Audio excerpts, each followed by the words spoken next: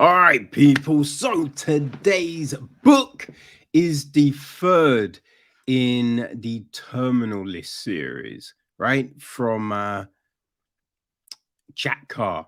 Name went blank for a second. Jack Carr and Ray Porter again narrates. Um, it's an odd one, right? Because although I thought Terminal List was okay, there was a lot in it that just seemed a little bit samey, right? But then with True Believer really kicked this series off for me. So yeah, I was looking forward to seeing how he followed that up. And I just remember him talking about it on JRE, saying that I believe he said this book he put the most research so far into. So yeah, was definitely interested. So the gist is this: deep in the wilds of Siberia, a woman is on the run, pursued by a man harboring secrets, a man intent on killing her. A traitorous CIA officer has found refuge with the Russian mafia, with designs on ensuring a certain former Navy SEAL sniper is in the ground. Half a world away, James Reece is recovering from brain surgery in the Montana wilderness, slowly putting his life back together with the help of investigative journalist Katie Barnack and his longtime friend and SEAL teammate Rafe Hastings. Unbeknownst to them, the Russian mafia has set their sights on Reese in a deadly game of cat and mouse. In his most visceral and heart pounding thriller yet, Jack Carr explores the darkest instincts of humanity through the eyes of a man who has seen both the best and the worst of it. Bum, bum, bum. So, yeah, we start off with this pursuit in Siberia, them chasing the woman. So we have her running, and then we have Alexander like talking to like thinking out loud and talking and being like, yes, we're gonna give her a moment, but she can't escape. He's got dogs and all of this, and it is very intense, right? You are like, oh fuck, what's gonna happen here? Who the fuck is this woman? Like, there is a thought at the beginning because we don't know the name, right? So you think, who is it? Could it be Katie? Like, who is this person? But you figure it is someone as bait for Reese, right?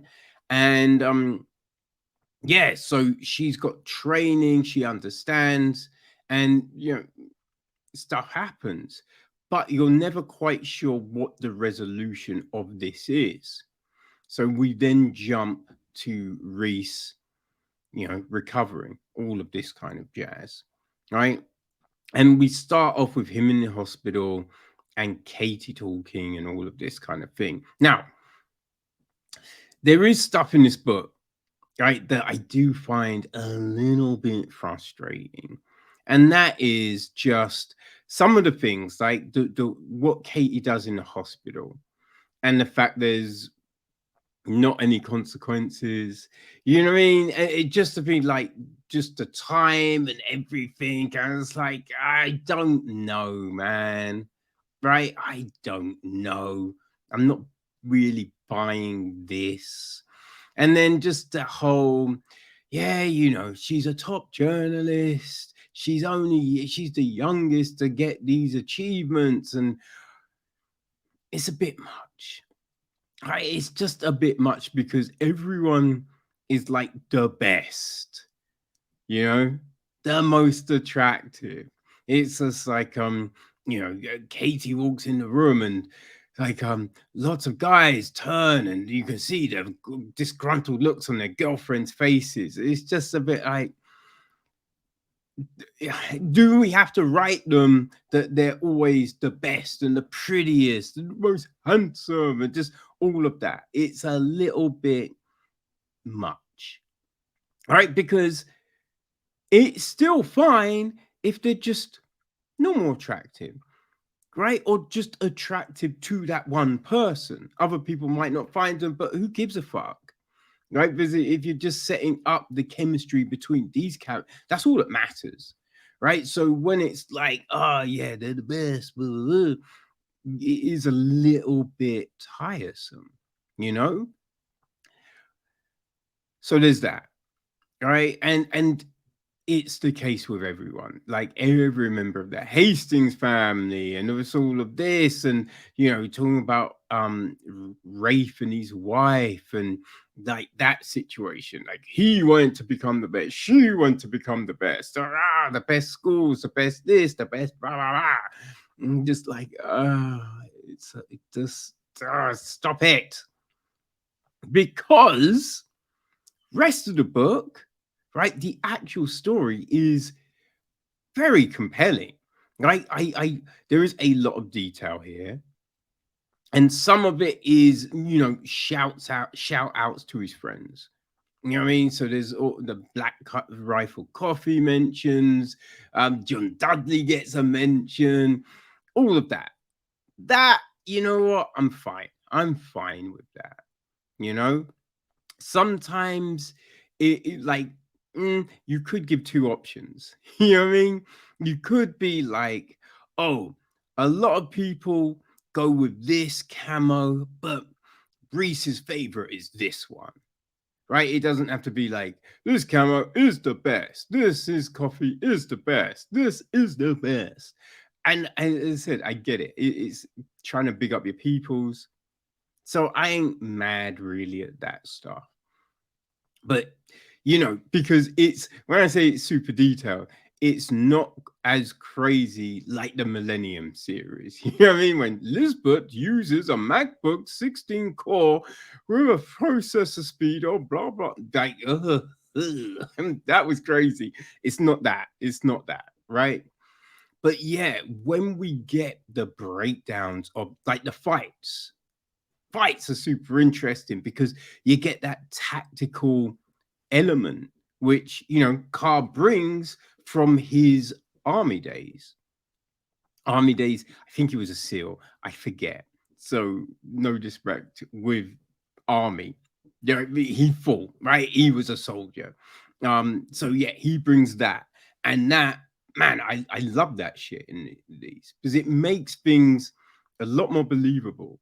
Because a lot of times it's just like they ran in shooting their guns and they won, yeah, and it's just like, but if all of these people are shooting, what about crossfire? What about, you know what I mean, risks of casualties and stuff? So he lays things out in a way where you're like, oh, yeah, I get that. Yeah, that's pretty good. That's pretty good, you know? So yeah, that's fun. Now, there is, as I said, like people are hunting them at the start. Now, there is things that happen at first, right? That they seem a little Deus Machina, right? The fact that it came in at a certain point. But other than that, then what happens? You're like, oh, yeah, no, I buy that. I buy that. Yeah, that's believable. That's good. I would say the traitor angle, and you probably guess who the traitor is from, if you've been down with the other books, right? But the way they found them, I don't know. It seemed very like, what's the word? I was gonna say coincidental, but not coincidental. It was just like I don't know, maybe a little bit of a stretch, a little bit of like just everything, but fine. They found them, which isn't too bad because it does make them for some fun shit, right? And yeah, we find out some other stuff in the book, right? Some agents and all of this, which we don't really get a resolution on, right? We find out something, but nothing else, which I hope they address in the next book, because it's just like, surely it can't be that clean, right? Certain people can't get away that clean. Can they? Can they? You know what I mean? But yeah, there is a lot going down. Um, and it's told well. So you are pretty much, with it. Like, it's interesting all the way through. That's the great thing. All the way through, you are like, oh fuck, what's gonna happen now? Okay, so they're here. Cool. Great. All right, what does this mean? Where do they go from here? Right? What's the next step? Mm-hmm. Mm-hmm. Right? Right? So it is very good in that effect. We then do find out about what actually happened at the beginning. Right? There is some stuff around kinks, which I don't know if it really brought anything to the book, you know the torture methods, right, that we find about in the mines. Oh, oh god damn. And I've seen something about those things on a National Geographic doc. That's some brutal shit. That's some brutal. So yeah, when we get to the real detail, some of these things, that's where this book really excels, because it hits on shit that you're like, oh no, that happened. That's a fact. That's boom, killing it, Car, killing it. So I will say, if you enjoyed the first two books, you are definitely gonna dig Savage Son. You are definitely going to dig Savage Son, people. So yeah, I'm looking forward to book 4, which is The Devil's Hand, right? And the fifth book is out I think the fifth book is out in March, right? I believe that's In the Blood, right? I do believe that is out in March. From Actually, it's end of May. End of May. So yeah, still more to be that's two new books soon, which is all good. But yeah, people, Savage Son continues the great steps True Believer did. So yeah, enjoy it, because I think the Amazon series is hitting this year as well, with I think it's Chris Pratt in the role of James Reece. So yeah, some good things for fans of the Terminal List series, people, for sure.